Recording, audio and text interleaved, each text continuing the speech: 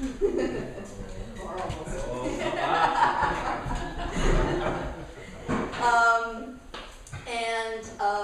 going to introduce Mark and Nate, both from Axiom. We've done a lot of work with them. We've taken this project really seriously. We want to be able for school kids to get their homework done. It's all computer-based now. And I have times when my kids can't do their homework. You know, I know that personally. And quite frankly, in the middle of the winter, we need some entertainment. We're kind of stuck here forever, and having things buffer all the time when you're trying to watch something is kind of annoying. So anyway, those are sort of the reasons why we're driven to do this and what we've kind of worked on. Here are the people that we have come to the conclusion are our best opportunity, our best partners. They've been wonderful to work with. We were looking at a project of about $500,000 to bring fiber to the island, and partnering, we've been able to bring that cost down. We're looking at about $350,000. And I'm going to let them talk about that because they can speak to that much better.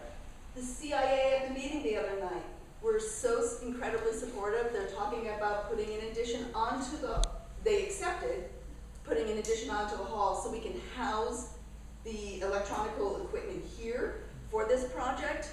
A very small tower will be put on the hall for this project to microwave from one point to another. Again, I am not the technical guru. I'm just going to I'd like to introduce Mark and Nate from Axiom. Right, thank you. No. Not for you, yeah, for her. Oh, yeah. You're going to earn yours. Yeah, that's exactly right. I know you already, yes, I get it. So thank you. I'm going to let Nate talk a little bit. I'm going to start, and then I'm going to let Nate talk. Nate is my #1 guy in our very small company at Axiom, and you're going to get to know Nate very well. You're going to get to know him by his first name. You're going to have him on cell phone speed dial. He's going to deal with your every need while we build this on this island. So I wanted to really get him out here and introduce him. Nate's been doing a lot of work with the team and Bob on behind the scenes on designing the network for the island. But he also has a real lot of practical on the ground experience of how to deal with questions and issues that arise during the build and installation of the project. So he'll be able to answer all of your hard questions as we move along. I'll just, some of you were at the last meeting I was at, so I don't want to get into it too much, but I'll just say the reason I'm here, sitting here today is because of Bob Howard. And Bob Howard, right, absolutely, 100%. Bob Howard made me a believer the first conversation that we had that this was the kind of community we wanted to work with at Axiom. And we have a choice. We don't have to work with anybody if we don't want to, because we have a system and we're running and we're an operational company. And so we are looking to work closely with people who want to work with us to deliver what we now know is an absolutely world-class solution, which is what we're going to deliver here on this island. And basically, our claim to fame, I think, at this point, beyond, we were one of the first wireless providers in Maine, and in Washington County, where we're based in Machias, my co-founder, the founder of the company, the first wireless connection in Washington County to her house was what started our company almost 14 years ago now. So from those roots of saying we need to serve the unserved, our mission today, 14 years later, remains exactly the same mission it was on day one when Axiom started. We have about 1,400 of the most difficult to serve homes in Maine. Mostly in Washington County, but also now we've gotten to be somewhat of a little bit of an island expert because it turns out that islands look a lot like rural Washington County, in the same kind of way, same kinds of situations that most people find here on the island, we find in our network. So we were a good fit as we started to talk to various islands. We ended up, just because people like to credential us a little bit, we're on Chebeague Island. We have about 250 customers or so on Chebeague Island with really crappy DSL. I'll say that out loud because that's they have the same, essentially the same systems that you have here for delivering the internet. We're working with, in fact, later today I'm going to Chebeague and we're having this kind of meeting on Chebeague to discuss putting fiber on Chebeague also. So we're on Chebeague. We just are completing, Nate's been living on Cranberry Isles for a year? 10 months. 10 months. He's been on Cranberry Isles. God bless Nate. He's been there for 10 months, and we're going to be ending a very successful, robust fiber to the home network on 3 islands. Cranberry Isles is several islands put together. So we're 4 islands. Yes, right. Actually 4. Right. Have you figured out how to surf there yet? No. Anyway, so they're 4 islands, and we're also working very closely with Cuttyhunk in Massachusetts, in the town of Gosnold, to put a solution there. So we have some experience and on the ground experience with islands. I also have been planning in Isle of Ho, Long Island, Monhegan. We're in the what we call the 3 bridged islands of Arousik, Georgetown, and Southport. I know they shouldn't call themselves islands, should they? It's cheating when you have a bridge to them, isn't it? But they like to call themselves islands. And I've got a whole list of other communities. So we've done a lot of work getting communities to the next place and to get them solutions that are achievable. Here, you have, what we're suggesting here is, and if you don't know this, you don't have an undersea cable of fiber that comes to your island. You have to be served wirelessly from the mainland for internet in order to get internet here, or to get true high capacity. right. You can get it through your telephone lines, which is what you're getting now, that are underseas, but there's not undersea fiber that actually serves the island. So what you have to have is a wireless high capacity link that would come from the mainland here. We're familiar with this because this is exactly how we serve Chebeague Island now.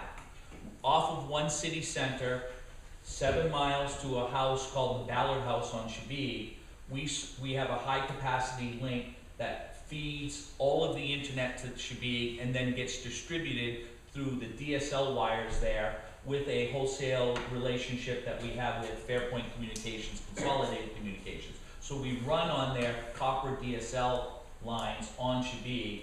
We connect and we light up those homes with a wireless connection that comes from one city center. Our proposal here is to do exactly the same thing from one city center and connect you by microwave wireless link to this building with a tower, and then distribute that signal through fiber lines to each of your homes. As I said, Bob is the reason I'm here, and the group of people that we've been working with at Sustainable Cliff and now CI Fiber with Walt and his small group of people that he's working with have really worked very closely together to create a community project here that we think is going to be extremely successful, get you exactly what you want, is able to not only blazingly fast in speeds and allowing you to really, but to do anything you want to do on the internet, but also is scalable. So over time would allow the signal to grow. So if you outgrow 100 megs, we would be able to give you more than that, up to a gig of service to each home if you ever needed that. So over the next 20 years or so, maybe 30 years, the system that we put in place today is gonna be able to serve you for a very, very, very long time, generationally, frankly, into the next generation, with the type of service that we would imagine you'll be demanding into the future. It's also extremely reliable. It is the most reliable service that you can buy. So many of you, I'm sure, experience this problem now. It's not really, the speeds are a whole other issue, but what really frustrates people is I get online, all I want to do is send a document, all I want to do is email, grandma in Florida, all I want to do is watch a Netflix movie on Friday night, and somehow something's not working. It's so frustrating.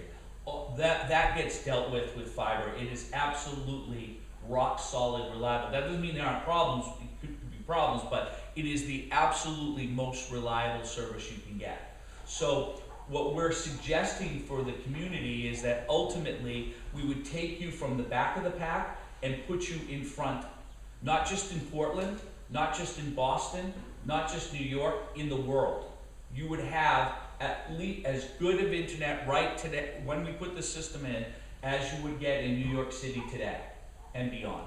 So we're suggesting for you, for a relatively low cost, and I know $350,000 sounds like a lot, trust me, it's not in the world of fiber. Bob and I and others have really, go ahead. In the world of infrastructure projects in general. That's right. So Bob's grinding me down, and grinding me down, and grinding me down, and we've talked and talked and talked because we needed to develop a level of trust with each other that we were gonna make this happen. And so we've worked really hard, and the cheapest, most inexpensive way to deliver fiber to you is on the ground.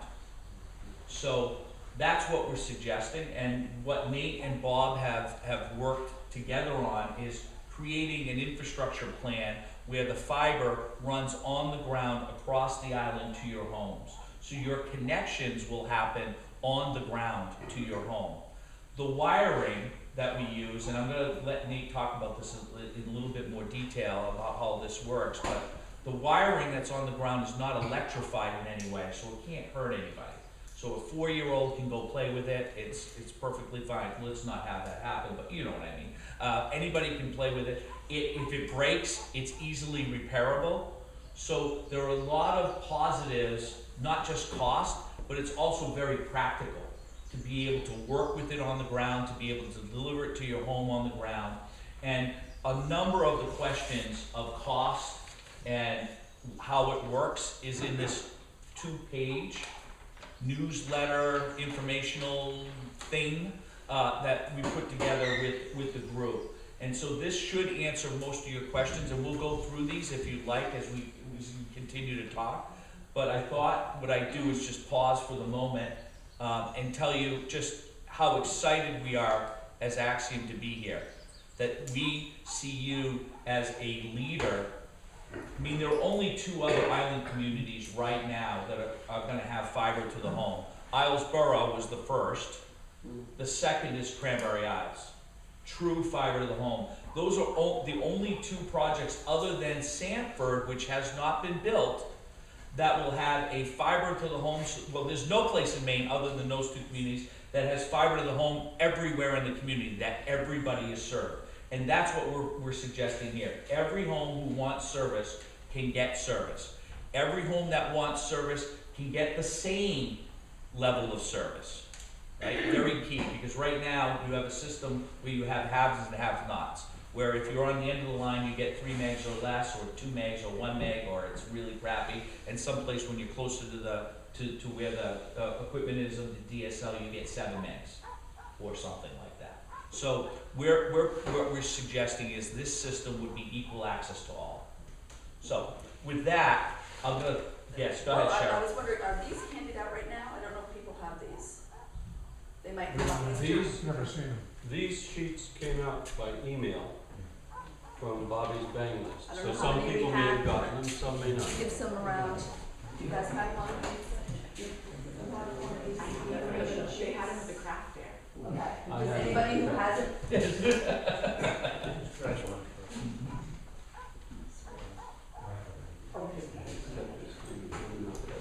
Right. There you go. So, Sorry, Pam. yeah, Mark was saying about equal access, and that's really important to me. Part of why I've chosen to work with Axiom is that strong social mission. You know, this idea that, you know, there's probably lots of places that we could work that aren't rural Washington County, that aren't an island 7 miles offshore. You know, if we were in this just to be a telecom company and make a pile of money. Not that we don't want to make a pile of money, not saying that, but there's more to it. And so some of these projects that approach our company and want to work with us, they say, well, you know, let's just do, you know, this little area here where the nice homes are, or where the businesses are, or, you know, this end of the island is really hard, or this edge of the town is really hard to get to. So let's either use a lesser solution out there, or let's just not serve them.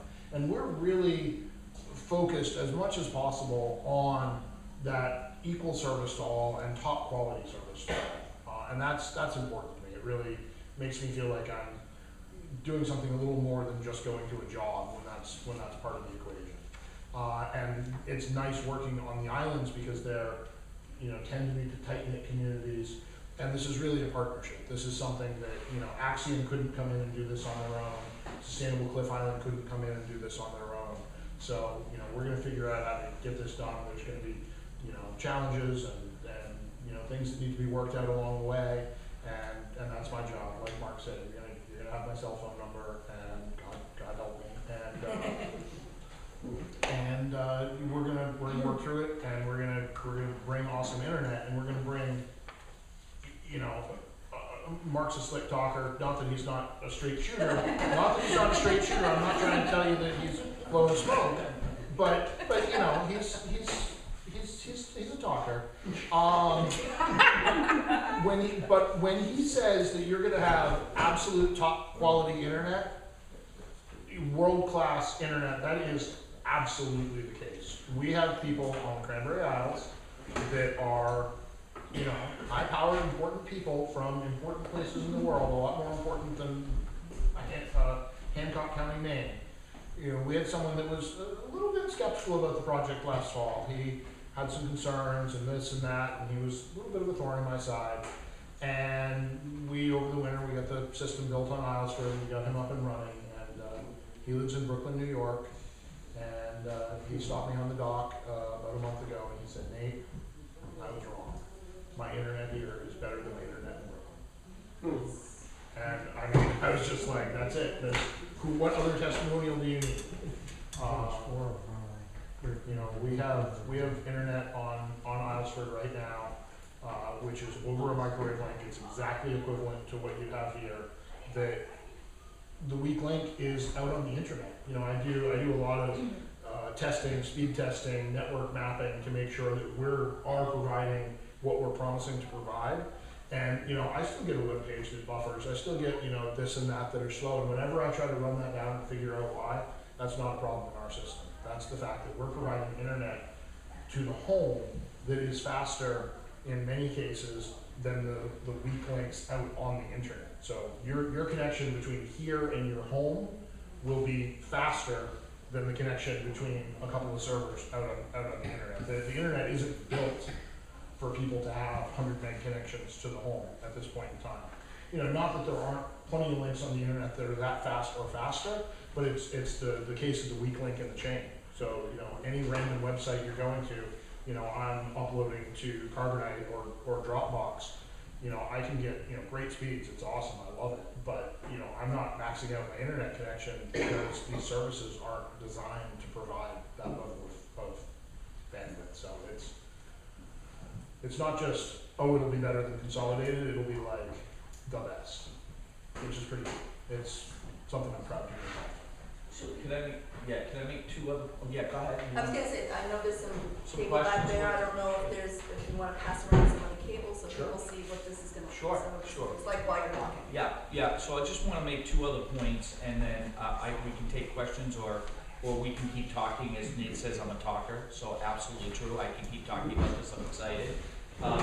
What we're looking for here on this island is, in order to make this go, we are a for-profit company, just so everybody's clear. We are gonna make money on this project, just so everybody's 100% clear. So, that said, we're gonna work very closely with the investors in CI Fiber to make sure that, that investment is as paid back as it can be to those investors. And Walt's gonna talk a little bit about that, but just from our perspective, what we're really looking for is approximately 60 subscribers. So what you'll see in this, We'd like more than 60 subscribers. yes, Say- yeah, no, like feel free to give us 80. 60 is where Right, it's, right. it's not really economically viable with less than that. It's very difficult to make the economics work with less than 60 subscribers.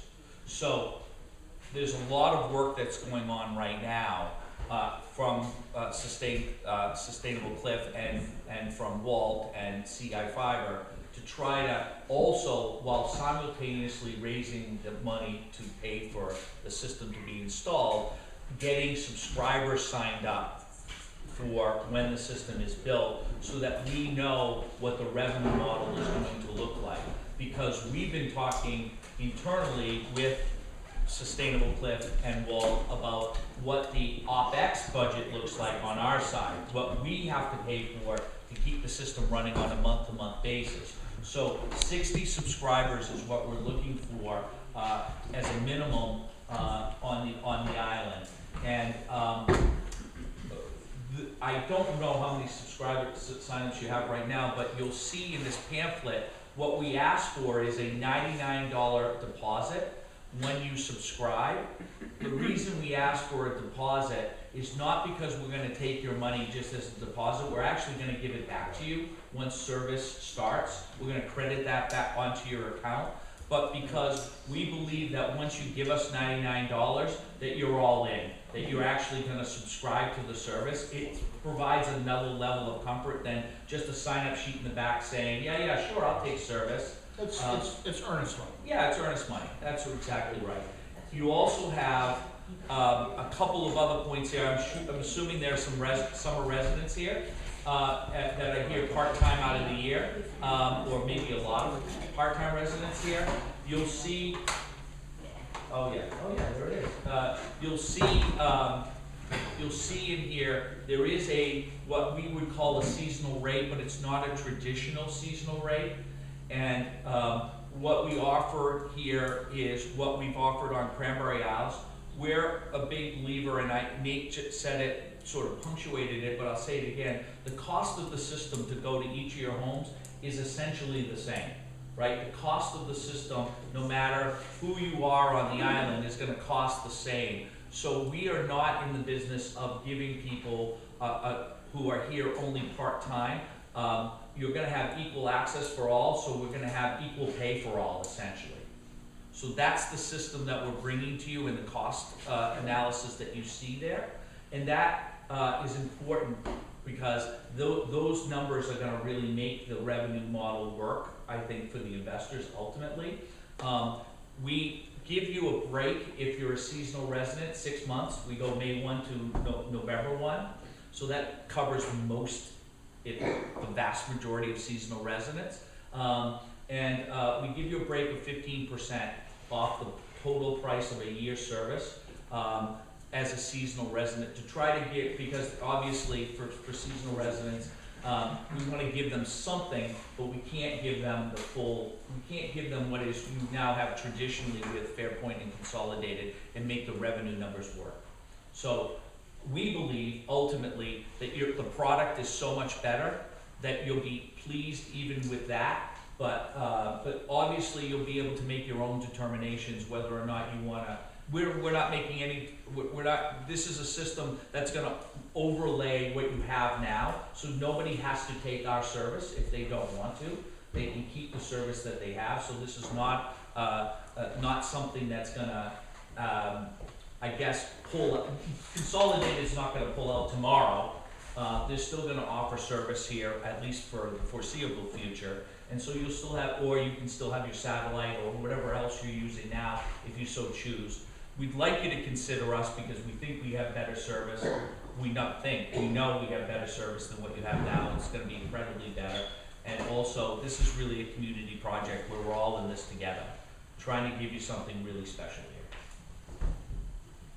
When you say it's on the ground, is it literally on the ground or is it on the telephone poles, the wire? Literally on the ground. Okay, so like, what if you're like mowing the lawn? Right. So that's a great first question, because everybody's surely asking that in their heads. And when it snows. Snow, absolutely no problem. So this cable that was passed around, this is what we call a drop cable. There's two types of cables that will be seen on the island. Most of it will be this stuff. There's a little bigger one that had a metallic armor and some multiple strands of fiber in it. That'll be used, I think that just goes from here across the big intersection here. I think it's just a pretty limited run of that. Most of the fiber will be this stuff. And regardless, all of that fiber is spec to be able to go in the air. You know, it could go on poles if we wanted to make that expense. It's spec to go directly in the ground, or it's spec to go in a conduit. You know, it's A-OK any way you want to do it. So, you know, it's UV protected, it's fine to lay out. You know, it sits on poles and gets snowed on, gets wrapped in ice and gets blown by the wind and torqued around. It's designed for that. This cable, drop cable in particular, is really sturdy, and I'll talk a little bit more about that in a minute. But I want to address lawn mowing, because that's big, and snow blowing and all that jazz. The way that Bob has worked with me to design this is that we will run as much as possible. We're going to run this cable in unlandscaped, basically in the woods, in brush, in the least accessible places possible. And that's why it works. You know, if this was a golf course, laying it on the ground wouldn't really be tenable, because it would have to be buried essentially everywhere. As it is, where the cable crosses a landscaped area, where it crosses your lawn, that's going to be homeowner responsibility to bury that cable. And that doesn't need to be in a conduit. It can be in a conduit. I don't actually recommend it, but we've had lots of people on Cranberries that are like, I want the best, you know, I'm going to put in a conduit for you. That's fine. We can talk to you about how to do that, and you can do that. All this really needs is an edger, you know, a flat blade on a handle or a spade, and cut a slit 6-8 inches deep, you know, wiggle it, open the slit up, cut the cable down in, press the blade back over it, done. This stuff's also really, in addition to being sturdy, which I'll talk about in a minute, it's also pretty inexpensive. And there are splice repair kits that also are waterproof and can sit right on the ground, that are also pretty inexpensive. So, you know, God forbid this does get broken along the way, to either take up several hundred feet of it and replace it, or to put a splice in, and neither one of those are particularly expensive. You know, we can't have that happening everywhere, all the time, every month on the island, but, you know, stuff happens. You know, something gets hit by a backhoe, or, you know, it does work up through the lawn and does get mowed. You know, that's not like you'll never have internet service again. Like, that's entirely repairable. Let me talk just for a minute about the construction of the cable, and then I'll get to the gentleman with the hand in the back. So it's unfortunate that I don't have a cable stripper with me, so I can't peel this back so you can really see what's inside it. But what's going on here is there's two white rods on either side of this, and those are pretty sturdy fiberglass rods. They're like the tip of a fishing rod, but less flexible. They're quite beefy. This cable, you can actually pull on this cable hard enough to physically break the cable. Because, you know, people pull this cable with an ATV, you know, up a mountain with an ATV to give you an idea of the amount of force you can pull on this.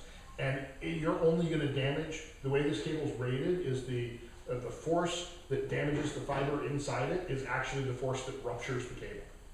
So the two fibers, what's in between those two fiberglass rods is another jacket and two small fibers that are like thinner than a hair inside there. Those are the two fibers that actually carry the signal. They're actually surprisingly strong in their own. You can wrap those around your fingers and pull, and they'll cut your finger, you know, long before you can break them. Where they're fragile, because they are glass, is snapping. And that's why these fiberglass rods are built the way they are. They prevent you, and I could do this if I really worked it. I can, come on. right there, the fiberglass is starting to crack. See how much that's bent, and it was hard. Fiberglass just started to crack. The glass is still fine. This is within the appropriate bend radius. Right there, there was another crack, but it wasn't really the crack, it was that it kinked, and I could feel the casing kink, and either there or just a little more than that, probably, but not definitely, that fiber won't work anymore. And it's that kinking that you want to prevent, but short of that, you know, you can beat the crud out of that cable and it keeps working. I have a couple of questions, but I'd like to make a statement first. If we go this route, it's going to do a lot to this island. But I think in the last couple of days I've heard comments. Right now, most of the people who come here in the summertime, they sit on the porch out here and they get free internet. And as far as I'm concerned, if we go to this project, no more free internet. Because it defeats the purpose. We need to get the number of subscriptions possible so it's advantage to everybody. So it would be up to the landlords to turn around and have fiber put into their rented houses so people can use it. Because to let people, as I've been told this week, oh, I'm not going to access it, I can get it free on the porch. Okay, that's my statement. My next question is, I think that you said the other day that the initial subscribers are not going to really pay any big price to have it sent to their house. Is that correct? No price, correct. No installation cost. So if I wait a year and I want to get into it, I've changed my mind, do I pay more? Yes. I haven't so. Yes. Okay. Well, if you, let me make it, say it this way. If you, what we have, and you see it in the, we have signups that are starting, that you call us and we will sign you up, we will send you a $99 deposit starting on Wednesday of this week. And then through October, we will continue to take signups so that we try to reach the 60 subscriber threshold. We believe that's attainable. We, Axiom, in our experience, believe that's attainable. And I think what islanders are starting to feel is maybe this is attainable from their perspective also. So we believe we'll get there. That said, there have been several questions, and we were talking about it this morning, of people who are either building a home or are, for whatever reason, are in a circumstance where they would like the internet built to their house, but could they take service next year, not this year, or at some place in the future, maybe 12 months to 18 months, when the home is built, or whatever the circumstance that they're in will then allow them to take service, but they're just not ready now. Our answer to that is yes. We will do a no-cost installation to those folks with a good faith effort, a $99 deposit, that in fact, yes, they are going to take service within, let's say, 12 to 18 months. For those who are super skeptical, and there will be a group who are cranky and just don't believe what we're saying, they're going to wait. Or don't want it for whatever reason. They're cranky and they don't believe. They're going to come to us next year and they're going to say, I want it for my renter right now, tomorrow. That's what's going to happen. And we're going to say there's a cost associated with that, and they're going to freak out. And I can tell you what the cost is going to be, because I'm going to tell everybody about this right now. It's $500. That would pay for the cost of the equipment that goes on the home. That would pay for the line that would have to be spliced on both ends with specialized equipment, and for the conduit that has to, or the line that has to be run to the house. It'll also pay for us getting the equipment out here, sending a team out here with the proper equipment to do the work, and all coordinated. So it's going to be, that's what we've estimated as being the cost. And so we're really just going to be, it's going to be a flat fee. We're going to say, you know, sign up later, and Let me paint even a slightly more dire picture, because it's not only is it going to cost people money that sign up late, there's going to be a time delay. That person that says, I've got a renter coming in next week, give me some internet, I'm going to say tough. because, and not to be a jerk about it, but just because of the logistical realities. I can't, for $500, I can't send a crew out here, send the equipment out here to do that for every home for a one-off. So we can do about 5 installs in a day. So I'm gonna put you on a list, and you're gonna wait until some of your neighbors also tell me that they want internet right now. And when I get a list that's 4 or 5, 6 people that's big enough to justify sending a crew out, then I'll schedule a crew and I'll send them out, and that'll still be a $500 charge to the home. I'm really not trying to be a you know, pain in the butt about this. That's just the reality of it, and it's the incentive. You know, Axiom and Cliff Island Fiber are eating that cost. You know, part of that $350,000 to build this system is the cost of building those drops to the homes. So you're really, there's a mutual benefit here. You sign up, you help us get to those subscriber numbers that makes it worth it, and we subsidize building the fiber to your home. You don't want to be part of that community effort at the get-go. You pay later, and you are subject to the logistical realities of the timeline.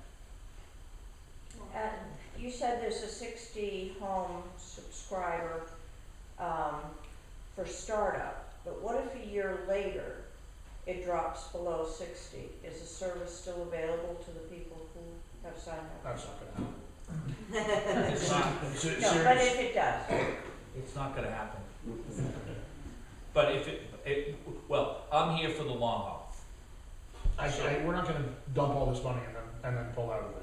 Yeah, we're here for but the you long hope you're making a profit. Yeah, I know. We'll figure it out. I- There are I- ways to figure that out.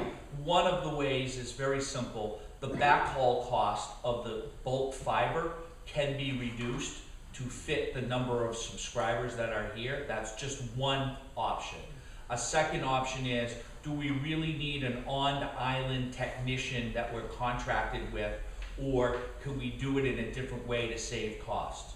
So there are a lot of sort of levers that I can pull to try to make sure that CI Fiber gets what they need from an investor standpoint, and we right-size it to at least break even. Let's put it that way. But that's not going to happen. But I mean, will I- will that be in a contract? Yeah, well, first off, it's a private contract between 2 private entities at the moment, so just be clear about that. That Walt and I are gonna work out, plus all his team and my team, are all gonna work out. What I am shooting for, so let me just be really plain about my game, what I'm trying to achieve here. I'm not bothered by the build, meaning the cost of the build. I've given a real lot to get this build at the level it's at.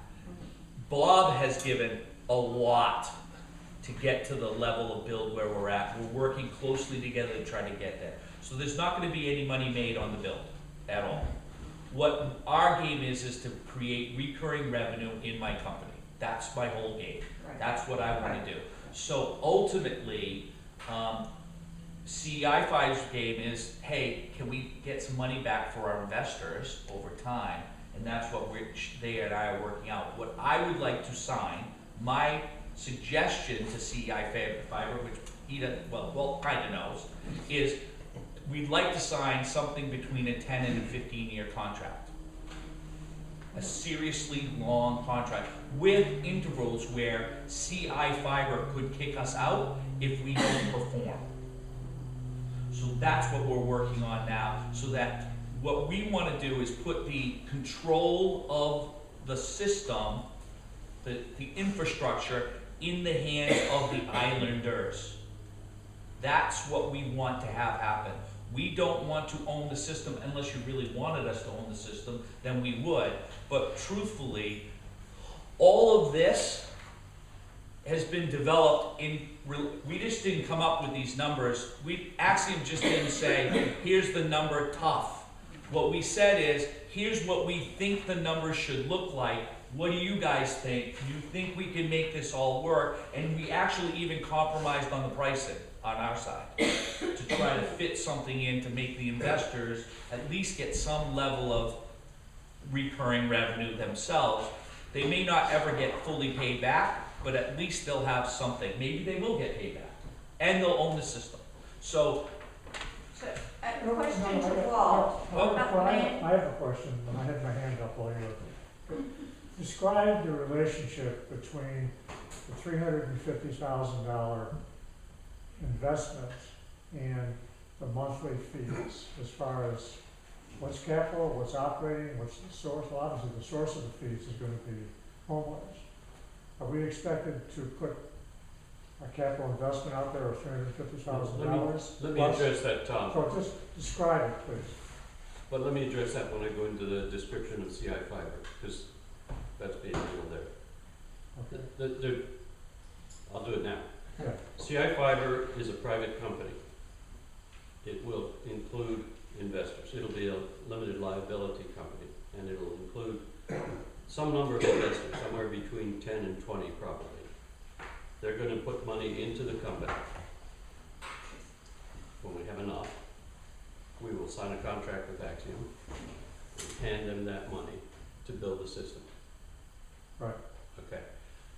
Over the next 20, 25 years, they collect revenues, they do all the business, they do all the operating stuff within Axiom Technologies. The LLC sits back and does nothing. Axiom will pay the LLC some amount for each subscriber each month. That's how we get our interest payment, mortgage payment back. And the LLC will hand that money to the investors. Okay. So the repayment of the capital investment comes from our monthly fees to Axiom. A portion of that goes to repay the That's right, and it's an add-on fixed fee or proportional fee, we don't know yet. It's gotta be enough so that we can get something like a more than zero return for the capital investors. Right. And not lose too much if we got below 60 people at $80 a month or whatever. That's the balance we're making in the funding. Okay, of course, cable companies are known to having a low introductory fee, monthly fee, and then all of a sudden a year later you find out you're paying. So are telecom companies, but this one won't. We're trying to fix prices, and if anything, I'm speaking for investors who I haven't yet attracted and probably don't want to hear this. One of my objectives is one of the dials that we can turn to deal with changes in subscription levels is to modify the amount of money we tax Axiom to reduce fees. We might consider that. That's not a promise. Well, what would the financial repercussions be if Axiom goes out of business? We get GWI or somebody else to supply the backhaul. We own the company, CI Fiber, the Cliff Islands Group, will own everything that's, all the hardware, everything that's sitting on the island. So if they go out of business, we go find another supplier and deal with whatever changes, economic changes might be. Someone in the back, I can't You say. may have answered the question earlier in the 3 words on island recognition, but I think it would be interesting to hear what the customer service plan is, because no matter how great it is, people work up to copy Yeah. their motor. That would be a negotiated deal, but basically we want to have somebody on the island who can be the front runner, or a couple of people who can be the front runner and field immediate problems, that, Okay, up to a certain technical level. And if things are seriously broken or we need additional support, then we hire Nate to come down from Machias. There's three levels of support, and the first line is actually, would be on the telephone to our, we don't outsource this to, somewhere overseas. We have technicians in an office in Machias, Maine. That's what I would. Yeah. So I'm calling somebody who can theoretically remote in. Absolutely, Hopefully. absolutely. All this equipment is designed so that they can be remotely managed. Things can be broken, a cable can be broken, a port can get, electrical surge can be fried. We can't always fix it remotely, but the first step is to call the office, do the diagnosis over the phone as much as possible. From there, we'll dispatch someone on island that we have a relationship with, some contractor that we hire on a, per incident basis, or however we end up working that out. they'll go and they'll say, oh yeah, this is broken, or, you know, maybe the piece of equipment needs to be replaced and that person can do that. Or, you know, maybe an ATV, you know, got wound up in the fiber and we need to actually dispatch a splice crew from Machias. And, you know, that's the third level, is to send skilled techs from Machias down to actually do a serious system repair. And between those three levels, Okay, so that's, But that, pretty much nothing we couldn't address. but that will not affect the rates. The rates are, That's the part rate- of what you're paying the for. rates That's part are of- determined on a That's all part statistical of what we're- basis to deal with that. Yep. That's correct. Good questions. Yes, you're up. Oh, do you have a marketing plan for getting 60 subscribers? You're part of it right now. Yeah, we have this, we're gonna do, So you're depending on word of mouth. word of mouth is the primary, we're gonna send out mailings. We've got 2 websites that are beginning to look like real websites that provide information. We probably are not gonna walk around everybody's house, because by the time we figure out how we would do that, everybody would be back in wherever they live in the winter. It's a bare bones word of mouth effort, mailings, email, promotions. We have half the number of subscribers we need right now. Already signed up, guaranteed. How did you do that? I sat at the well, you weren't here. You've been on a I sat at 17 days. I sat at the craft fair last Sunday and handed out little bits of piece stuff and talked to people, and those people went around the island and talked to some of their neighbors, and they came and talked to me, and they called me on the phone and said, what about this? And it's been going on for about a week, that's all. Okay. And- But, you know, the real rub is when the $99 check arrives next Correct. Wednesday. That's when we'll know how big a problem we have. And that's, but right now I am close Does to, everyone know they have to submit a $99 check? it's on this piece of Yeah. paper, and yeah. So we talked about this earlier, we had one meeting, this is the second meeting, there's Bobby's bang list, this is up. They're talking about doing a mailing to everybody we can possibly think of on different lists. Walt, I don't know if this is a good time, do you want these postcard things? I have some cards here that identify the fact that CI Fiber is a company that is providing the service. In fact, we will be hiring Axiom as the internet service provider. So the key manager of the internet service that you're gonna get is this company here, which is 10 of your neighbors. It is a card that anybody can have. It identifies a website, which now works most of the time. We didn't hire anybody to put it together. I did it, and Bob did it, and we're working on it and getting it, making it better. It has some information on the website about who CI Fiber is, and there's a link to Bob's webpage that shows sort of a bare bones sketch of where the layout of the fiber is going to go, the main trunks, and some of the split offs. Aerial views stolen from Google Earth or something. Yeah, so anybody that wants this should take it and should go to the website from time to time. There'll be progress reports on it, stuff like that. This is just a little vignette, I'll make it very brief. We were gone for the last 17 days, cruising the coast of Maine. I think Northeast Harbor was the only place that we got anything. And we were in Owlsboro, and we were all over the place. So yes, this would be wonderful, because we couldn't even keep up with what you were doing, because we couldn't get any access to anything. Phone, internet, texting occasionally worked. You have a question? Yeah, I think Mark, it'd be helpful if you'd explain this seasonal rate issue once again. Subscribers, I think, can elect to pay monthly, the $80 rate, if they just want to pay on a monthly basis. However, if you're a summer person like myself, I can do the seasonal rate, pay you a lump sum, $8.16 or whatever it is, on an annual basis. But my service is actually turned on the entire 12 months. I might show up out here at Christmas, for example, just to pop in. But it's primarily, the season is May 1st to November 1st. Not quite right. Okay, so it will not be on from November 1st to April, whatever. Yeah, I mean, not that Mark couldn't explain this, but he had a crack at it, so let me see if I can say it differently. it is a little bit, granted, a little bit confusing. So the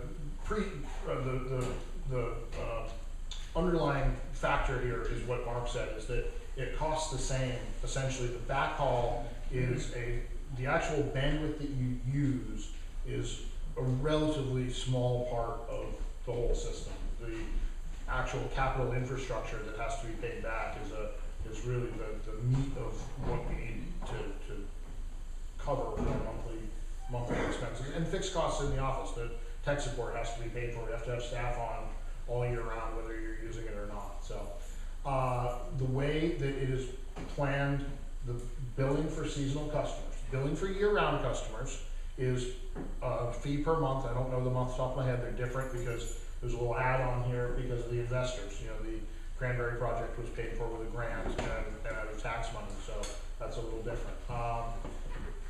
Year-round customers can choose to pay us monthly or quarterly or semi-annually or annually, whatever works for you. And it all works out to $69.99 a month or $79.99 for the 25.5 for the lowest package that we'll be offering.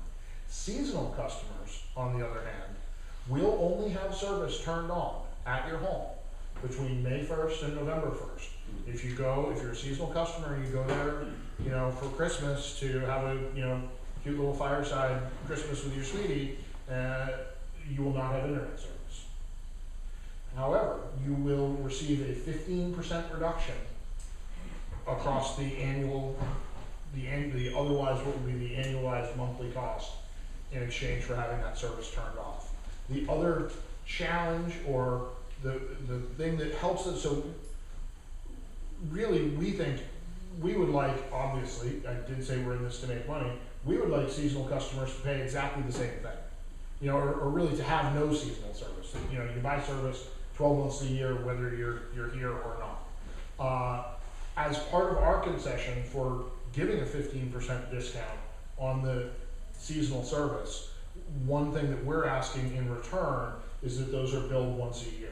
That you don't make us chase you down and invoice you monthly, quarterly, whatever for that. So that's why you see it priced as a monthly for the year-round service and as an annual lump sum for the seasonal service.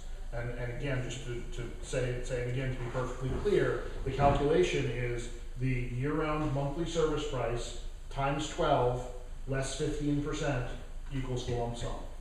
Equals that number. For the year-round users, can you make the payments via, you automatically go off Yes. credit card or an ACH Yes. or something? Yes.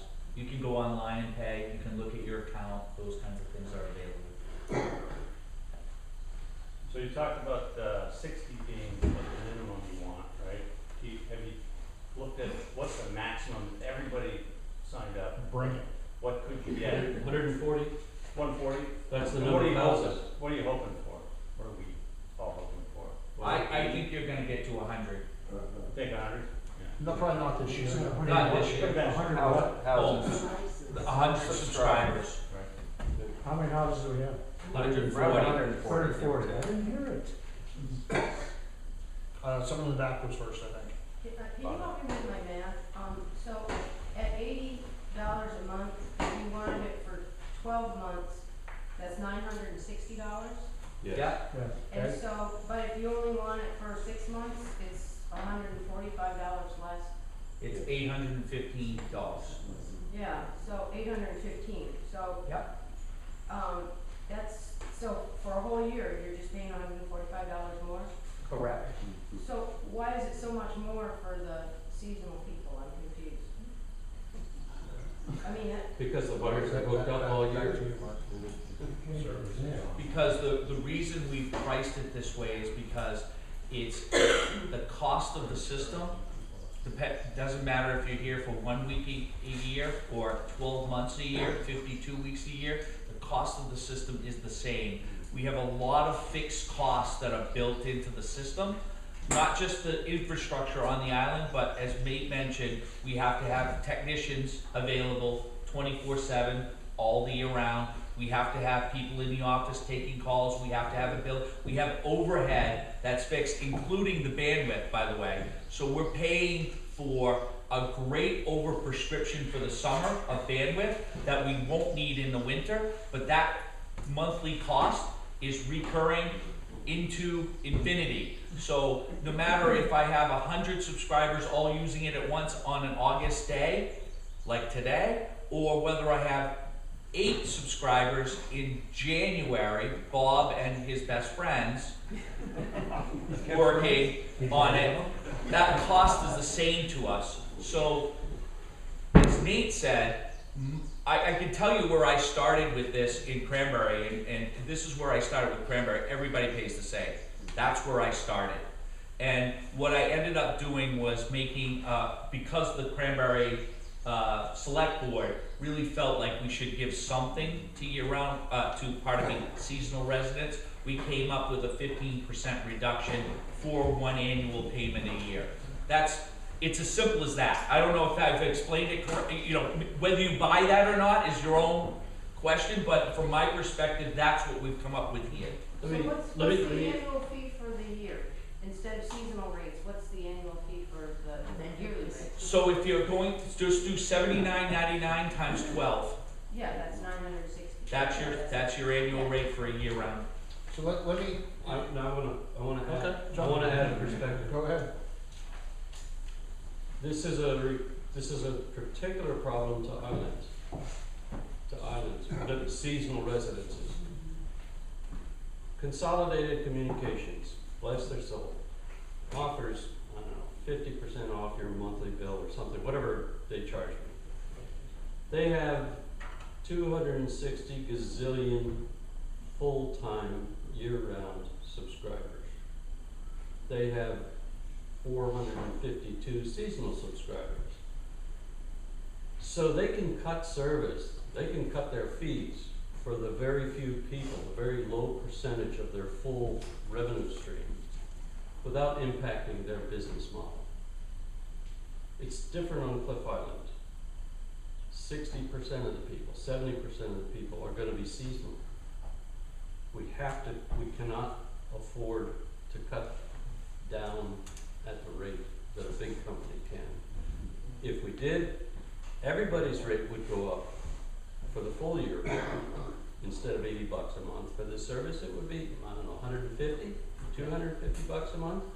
Which is exactly the point that I was just gonna make, which is that.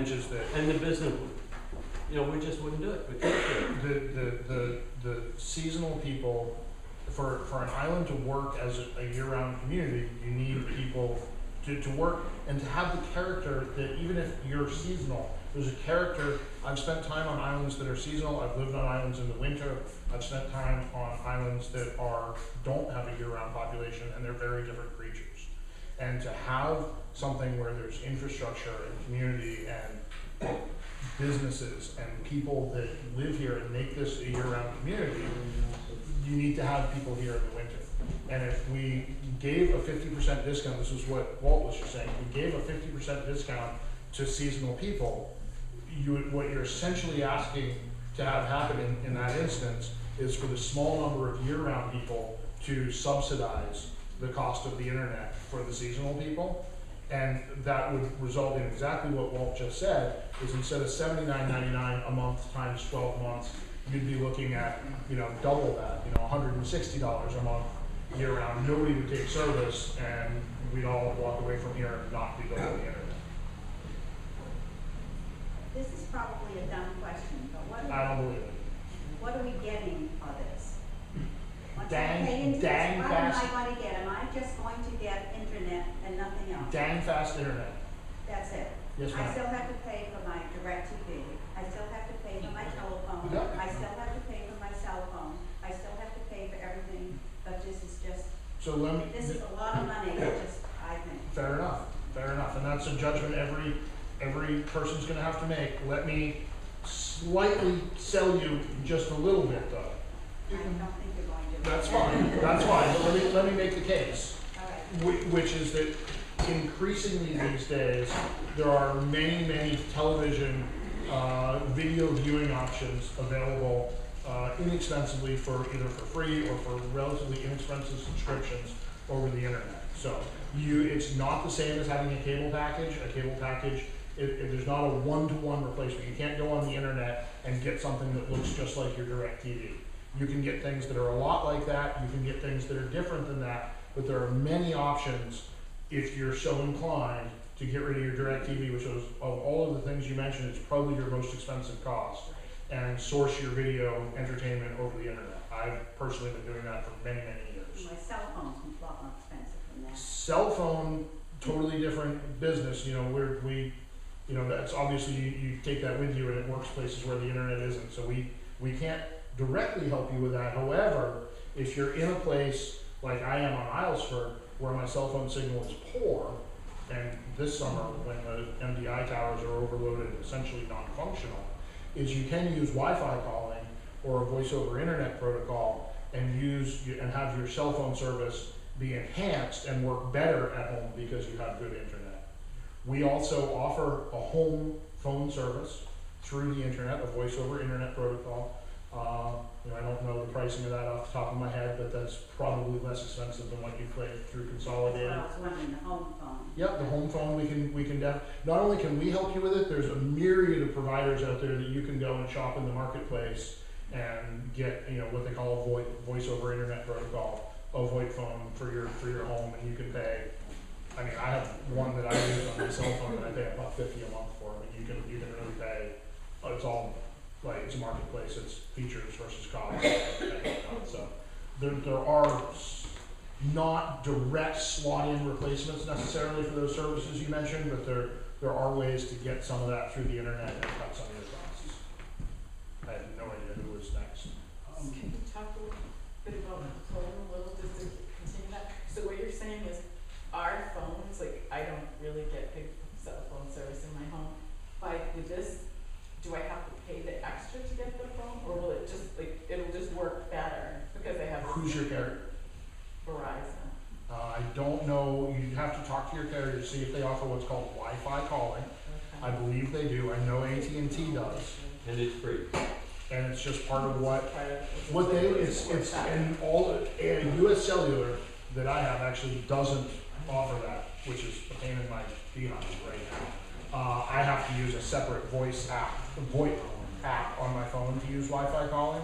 But most of the carriers offer free Wi-Fi calling, and it's in there, they're incentivized to offer that because that's all that traffic that goes across our fiber.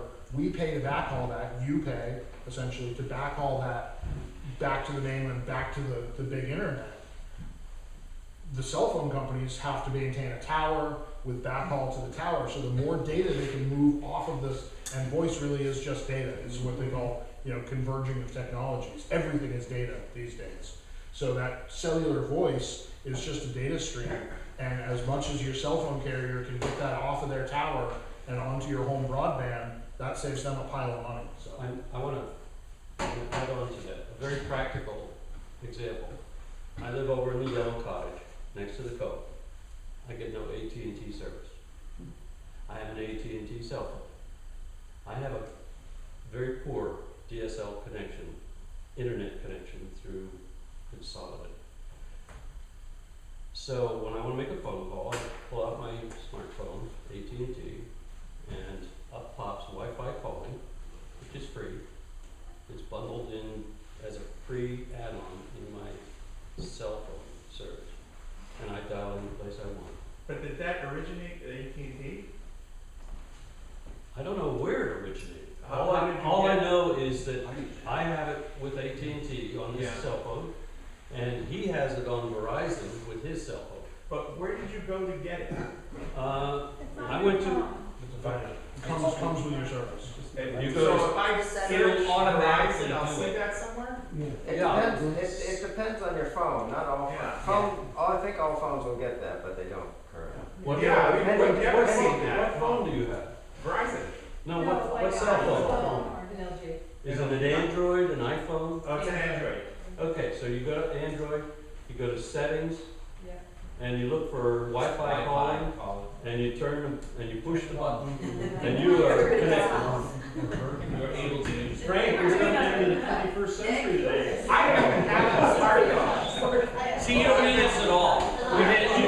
We're out of here. You guys are good now. You can make calls. You're good. Yeah, is it fair to say that, and let me preface it further, I believe most people on the island paying consolidated for their lowest level of Wi-Fi service and the basic phone service are paying about $106 a month. Some people may have a little, yeah, that's for the two of them. And that's if you don't have a special 12-month disruptive offer. Right. So is it fair to say that signing up for this internet service with you folks and doing a Wi-Fi phone, like you just talked about, that our costs would be, our monthly bill to communicate would be considerably less, but with considerably better service. But the caveat is that we would not have a regular landline phone in our house. You'd have to use Correct, a cell phone. except that, let me add on to that you could go and get what I'm calling a VoIP, VoIP, for Voice Over Internet Protocol, which is the fancy thing that makes the internets work. You can go and spend, easily $20 a month, plus or minus. Tons of vendors out there offering it, including Axiom. There are free ones. But we lose our 766 numbers. No, that's horrible. You can port that number. You could get just the internet and use your cell phone with a Wi-Fi calling. Fireplace. Get much better internet and pay less, exactly what you just said, and lose your landline. Or you could pay probably about the same, get much better internet, and get a landline through the internet. I just wanted to make sure my understanding was. Just so people know, if they're worried about voice over internet protocol, just about every call you make is currently going over fiber, just like this. Now, anything long distance is going over fiber. Absolutely. Once it gets off the copper between here and Long Island, it's going copper. I mean, it's going fiber. So we won't be able to listen in on other people's conversations. Not right now.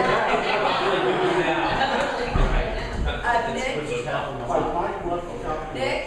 By my rough calculation, I just did this on the back of an envelope looking at my Fairpoint and consolidated. I am going to cancel my consolidated service, both so-called home phone, landline, and DSL. That runs me about $103 a month during the season. I pay a fee every month when it's turned off, not a huge amount. It's about 22 a month. Yeah, so it's about 22.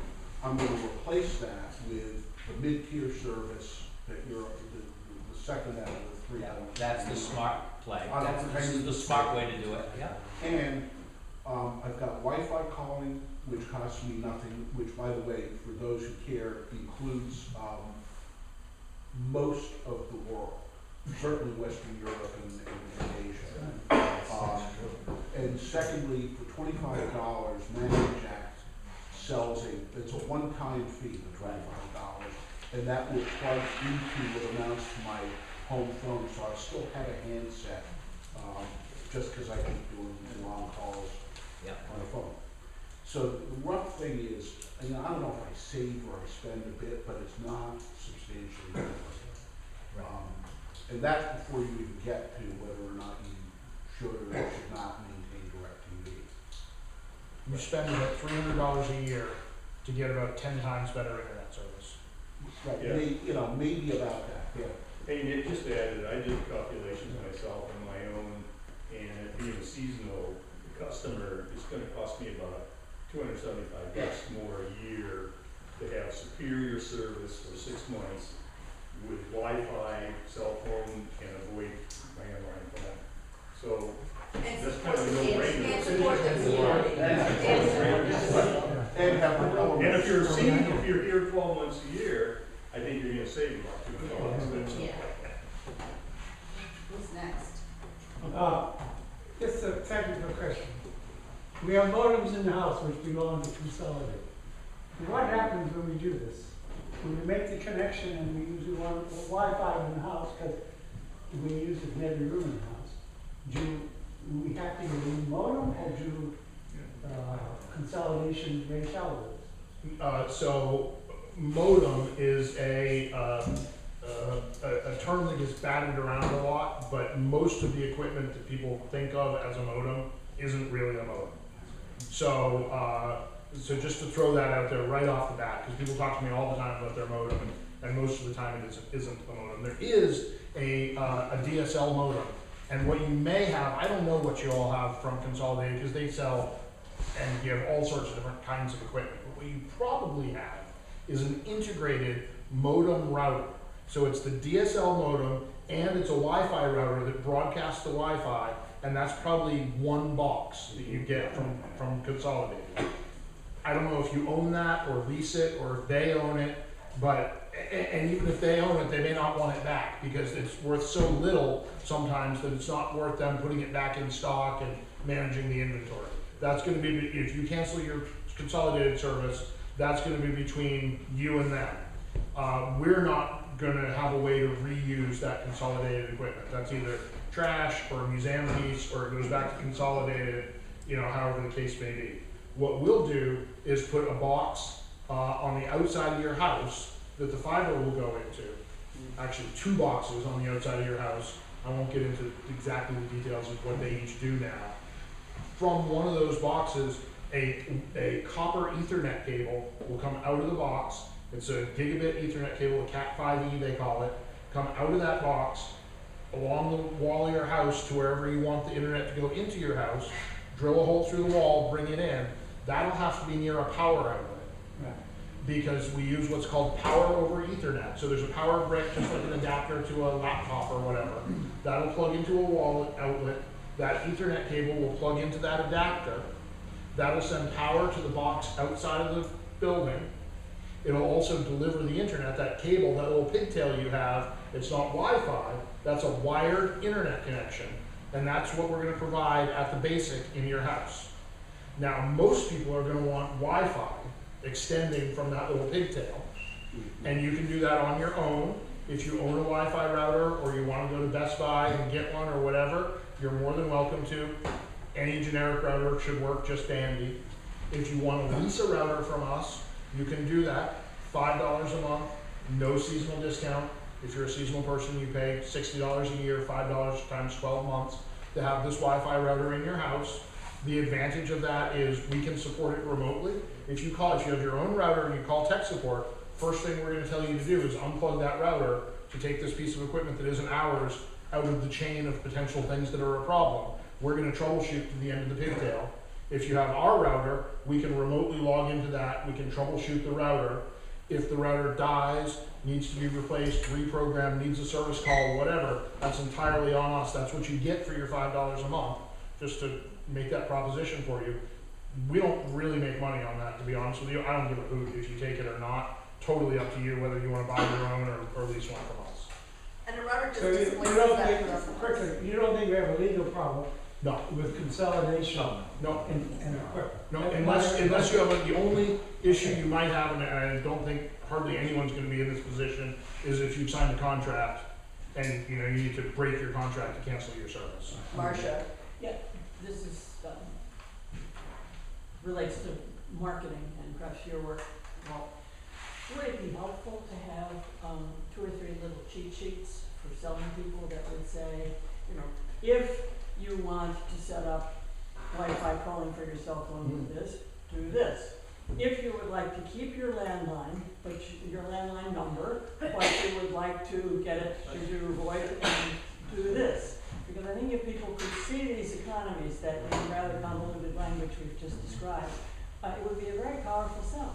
Yeah. Okay. Yeah, it is a lot. And that would be good to put onto the CI Fiber website, access to that information. Yeah. Let me brainstorm on that one step further. That's going to be, I love that idea, but it's going to be a little bit complicated because each cell phone, how do you set up Wi-Fi calls? Each model of phone, it's going to be slightly different depending on what VoIP provider people select. Porting your number is going to have maybe different techniques. So I don't say we shouldn't do this. I think it's a great idea to sort of at least give something generic. But what might be a nice little business for someone is if there's someone that's a little tech savvy that can kind of, shop this around if you've got, a kid or a niece or, an uncle or anyone that's, moderately tech savvy. Most 11-year-old kids. Yes. So write that in there. But that could be a good little business for someone to go around and help set that up for people. Bill. Yeah, I have 3 questions. First of all, most cable and other bills have federal and local taxes added to the monthly fee. I take it there are going to be no additional taxes or charges that would be added to the monthly, or am I wrong on that? That's correct on the internet. The internet is not regulated in the same way as a telephone bill or a cable television connection. But it could be at some point in time. You'll have to talk to your federal government about that. I don't know that. But I will also make one other point. If we and when we offer VoIP phone service to you, it will be a charge that will either be a flat fee, meaning all of the, when I say, I'll just say this out loud. If I say to you it's $20, that includes all of the taxes and fees. If I say to you it's $24.99, that includes all the taxes and fees. I'm not gonna give you a price that then you're gonna find $6 in taxes on afterwards. So we've done it both ways in our network. I'm not a big fan of VoIP personally. I use my cell phone and I use that secret way we just all talked about mostly. But you're welcome to have it from us if you'd like to have it. What we've said on Cranberry is we said let's get the internet working and cranking for everybody. Then we'll start to think about offering you phone service and some other things. But let us get connected, everybody connected, and then we'll work on those other services. What is Also, Bill? Yeah, the other 2 questions. The first one is, are these monthly fees, are they fixed for a period of time, like 5 years, 10 years? Or is it possible after a year or 2 or 3, all of a sudden that monthly fee goes up, like it always does for cable and everything else? And the final question is, if we have a hurricane and the tower here goes down and it has to be rebuilt, who bears those costs? And how are they passed on, if they are passed on to consumers? I'll answer the third question. CI Fiber bears the cost, and we would hire Axiom or somebody to put the tower back up. Okay.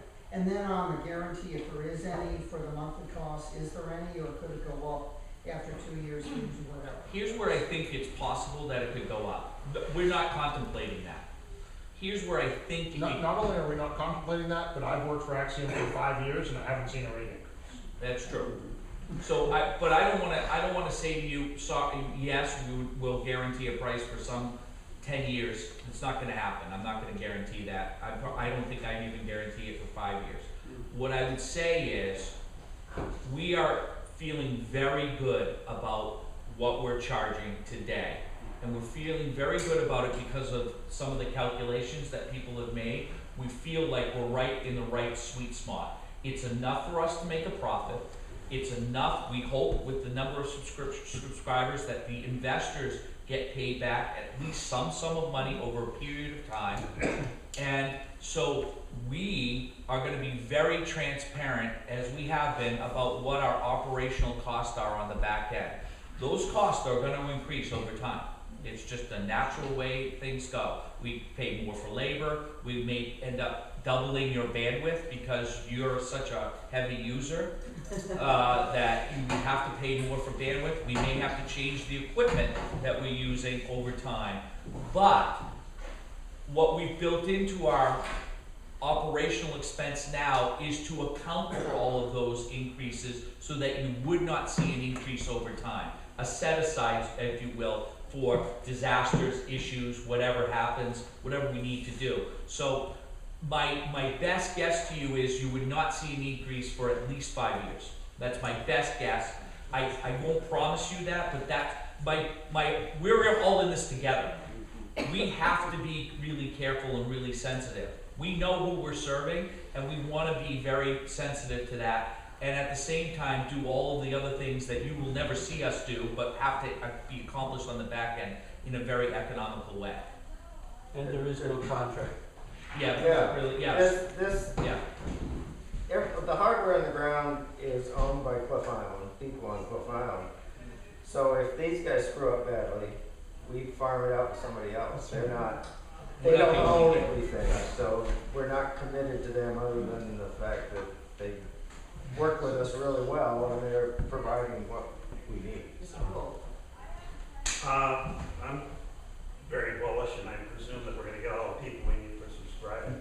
What's the big picture schedule to build this and get it operational? If I can get enough money to do it, we'll put shovels in the ground in October 1st, and it'll be finished in February, March. Who knows? So we could have it as a seasonal person May 1st. Of next year. Yeah. That would That's be really ultimately, the ultimate goal would be that. So we could cancel our consolidated and not pay our fee at all. And save your money. Save our money. Come back into the community. Good question. Rachel, you're more dubious than I thought you were. The only issue we have, I'll just speak from our perspective, and because Nate and I have worked through the winter. So the issue we have with working through the winter is you're working through the winter. And so I've been pulling cable personally with 9 inches of snow pouring down. There are 8 people on the island. I'm the only, I feel like I'm the only guy there, and we're working. Nate has done the same. So we will work through weather, but it also can hamper boat schedules, barges, inclement weather that is serious. You have to stop. You have to slow, you have to warm up, you can't splice the same way. There's lots of things that can slow us down. The other piece of this, and Nate knows this better than I, but I'm not gonna let him take 10 minutes to explain it to you, because he will go into it in deep depth with you, is equipment is not always available. We order today, and it could be 8 weeks, it could be 12 weeks, it could be 2 days.